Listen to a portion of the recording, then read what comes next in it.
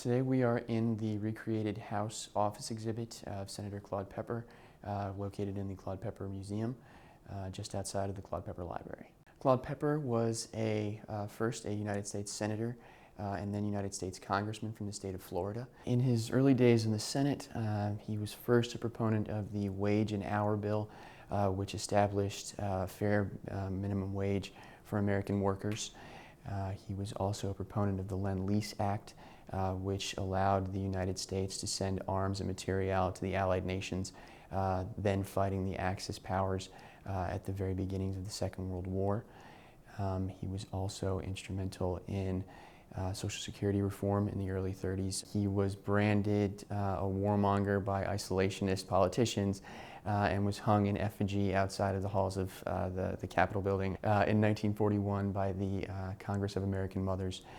They were convinced that he, along with all of the other senators who were pushing for American involvement in the Second World War, were going to inevitably send their sons off to war, which unfortunately did happen. But Claude viewed it as something necessary given the rapid expansion of the Nazi regime and the Japanese over in the Pacific. Claude was one of the more vocal proponents for American involvement in the war, so that made him a target. But he was one who was always open to criticisms and in fact kept the effigy in his office for the remainder of the time that he was in the Senate. Up until many years ago it was still with the collection, but it's since, I guess, disappeared over the last decade. The library is here. Apparently, according to legend, Claude had dinner one evening with former President Bernard Sliger and one of our English professors, Fred Stanley, who's now Professor Emeritus.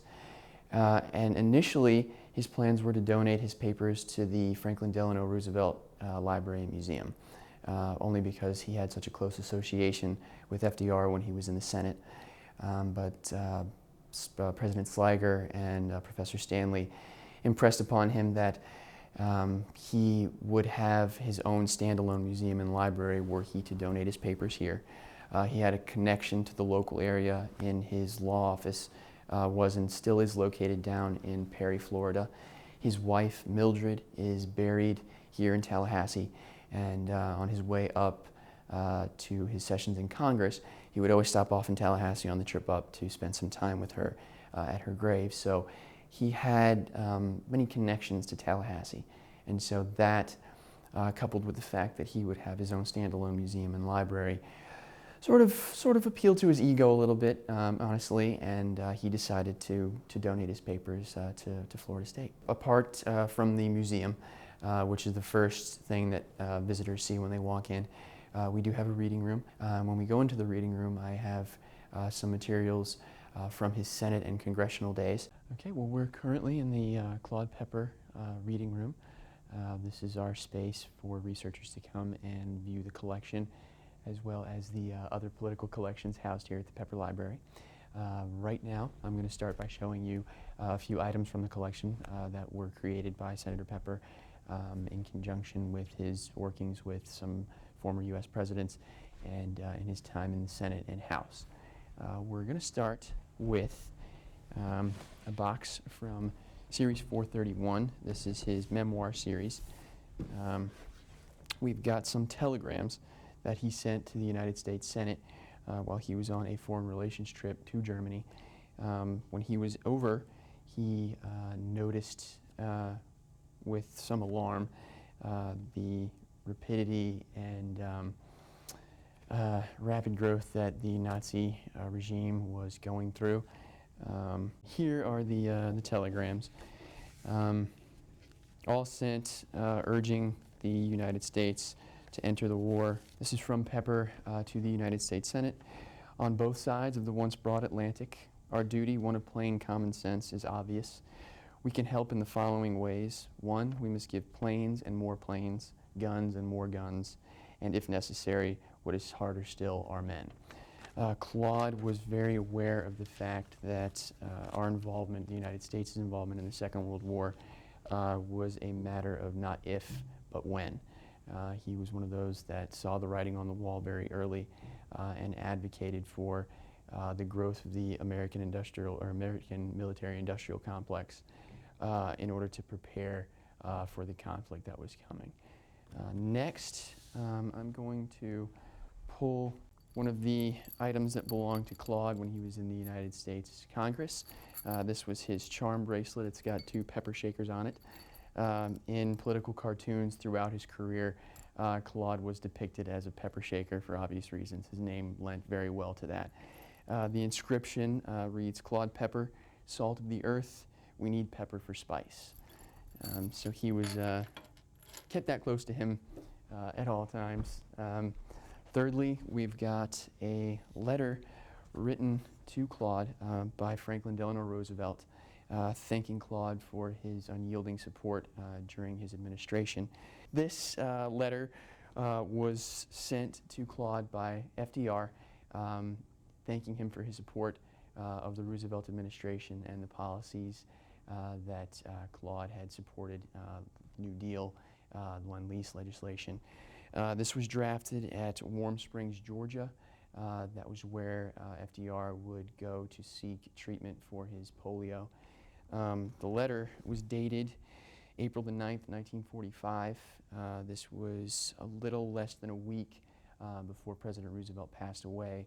And so this was a very special piece for Claude because he was so very close to Roosevelt, was a very strong proponent of him. Now going to pull some correspondence between President Roosevelt and Senator Pepper.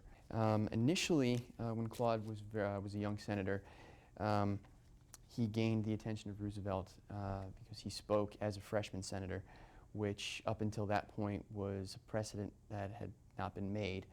Typically, senators waited until their sophomore year to speak on the floor of the Senate, but Claude opted to speak as a freshly minted senator, coming out in strong support of FDR's policies, and this caught the attention of President Roosevelt, and he keyed in on Claude's oratory skills and sort of cultivated a relationship that that would essentially put Claude in the position to be his mouthpiece to speak to the Southeast.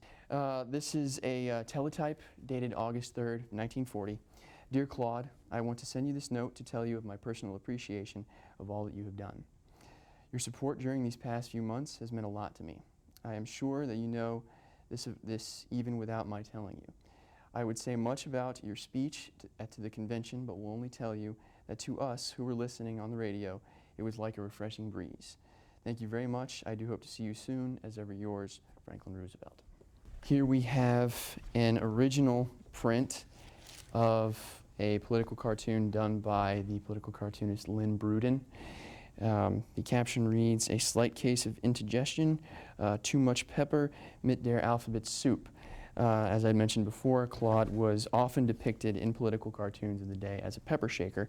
And here we have Adolf Hitler, sadly, over a bowl of alphabet soup. This was done in response to Claude's support of Lend-Lease and his advocacy of the Allies in their struggle against the Axis nation. We've also got, from a little bit later on, this would have been from Claude's House days, very early on, a print from the memorial service for President John F. Kennedy. Claude was very devoted to President Kennedy. He believed that he espoused the forward-thinking ideals that Claude identified with as a young senator. So he was very, very saddened, as the entire nation was, at the passing of President Kennedy. In fact, our next item is a letter to Claude from President Kennedy, thanking him for his support. I'll read a brief excerpt. Dear Claude, I do want to take a few minutes to express to you my deep appreciation for your kind and thoughtful remarks with regard to my recent State of the Union message.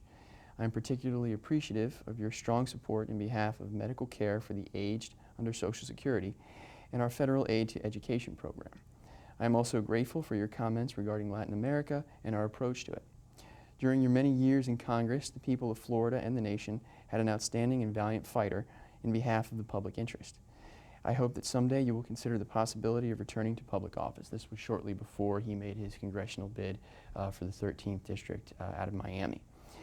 In closing, may I again express to you my gratitude for your invaluable help during the campaign last fall. With kind personal regards, sincerely, John F. Kennedy. Claude was very important to the American political scene for well over 40 years.